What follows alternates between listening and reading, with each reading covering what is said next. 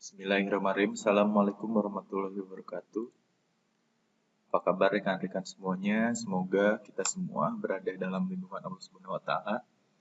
Kita akan melanjutkan materi statistika yang sebelumnya itu uji T berpasangan, sekarang masuk kepada uji T independen atau independent sample t-test. Pertama, mengenai independen itu sebetulnya memang uji perbandingan dua kelompok data. Uji komparasi, akan tetapi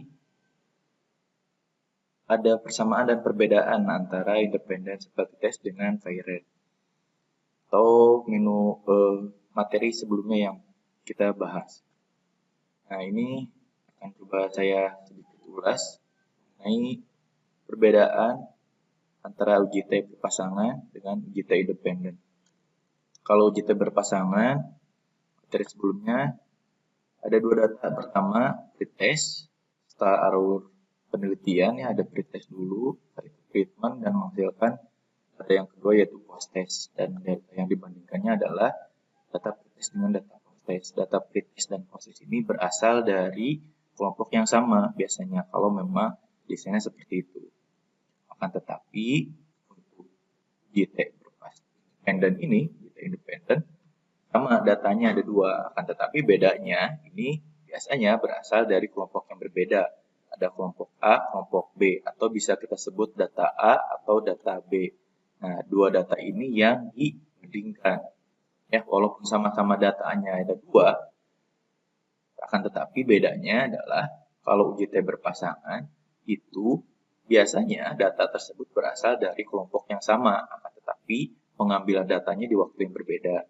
Untuk uji T berpasangan, bisa jadi pengambilan datanya sama saat itu juga berbarengan. Tapi itu terdiri dari kelompok yang berbeda.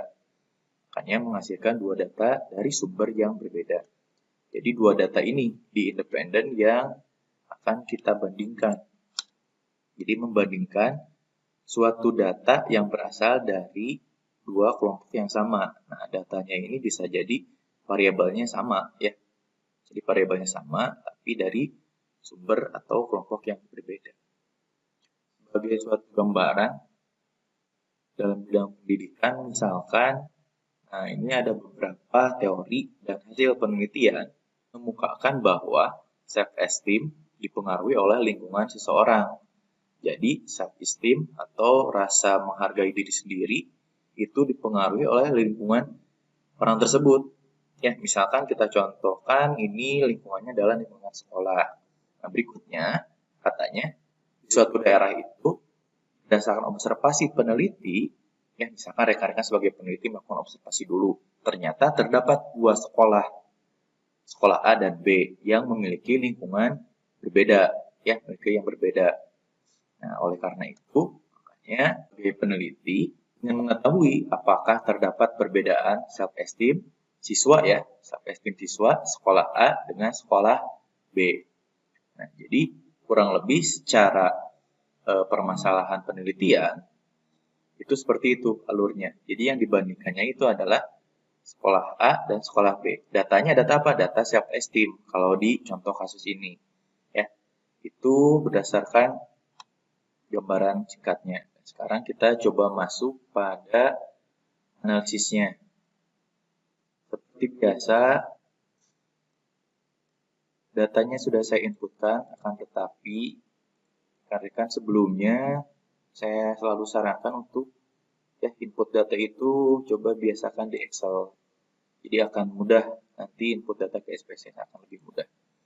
Ini agar videonya bisa lebih singkat, saya sudah inputkan datanya. Datanya contohnya ini self-esteem, ini merupakan data latihan, ya, atau data dummy. Dan saya sudah inputkan untuk uji T independen sample test ini menggunakan input data yang kedua atau input data yang satu baris terdiri dari lebih dari satu data. Nah, ini ada terdiri dari dua data, ya. Ini data yang sekolah A, ceritanya sekolah A, saya aktifkan. Ini sekolah A, yang ini sekolah B, ya. Jadi untuk input data uji T T independen menggunakan input data yang kedua satu baris terdiri dari lebih satu data. Berarti minimal 2 data. Kita langsung masuk pada langkah-langkah pengujian.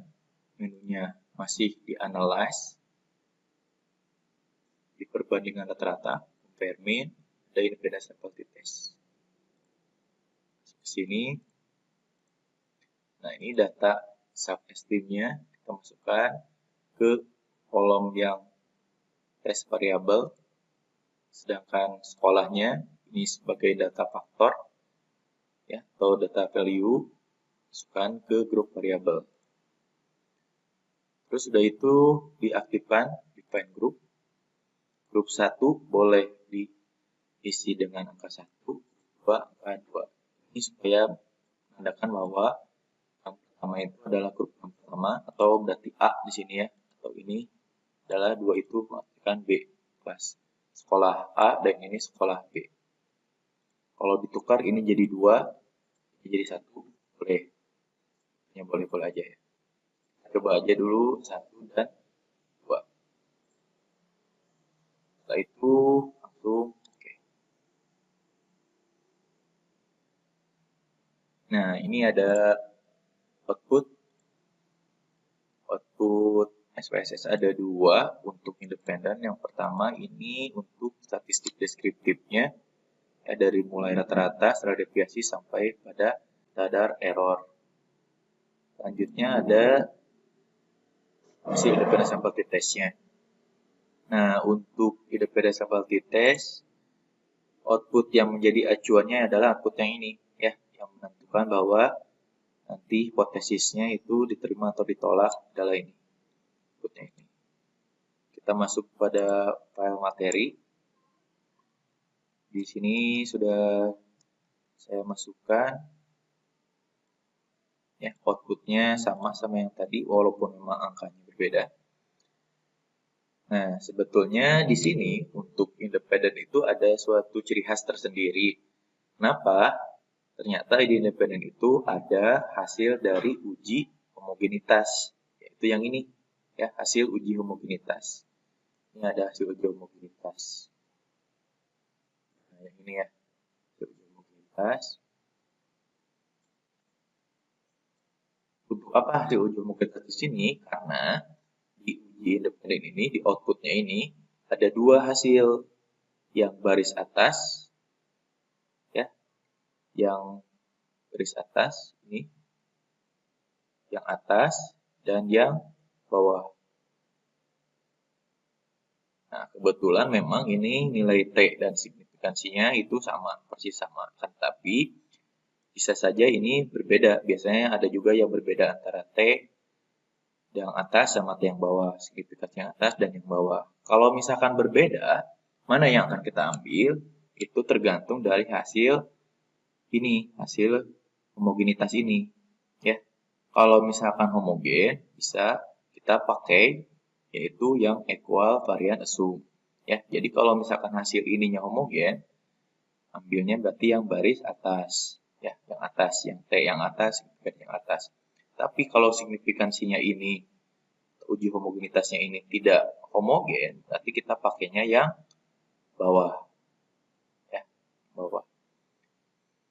Untuk pengambilan keputusannya, signifikan atau tidak, perbandingan antara tadi contohnya self-esteem, ya, self-esteem sekolah A dan sekolah B itu signifikan atau tidak, seperti biasa menggunakan nilai yang signifikansi ini, ya, karena ini homogenitasnya ternyata homogen karena di atas 0,05, ya, diingat kembali untuk uji homogenitas, uji normalitas yang merupakan uji asumsi atau uji prasyarat itu standarnya harus di atas 0,05 signifikansinya, baru itu dinyatakan homogen, ya, atau dinyatakan normal, ya. Sedangkan untuk signifikansi ini independent sample t-test yang merupakan uji hipotesis itu harus di bawah 0,05. Ya, keputusan secara singkatnya kita lihat nilai T-nya ini T hitung, ya. T hitung sama dengan 0,483 persis dengan yang ini, ya.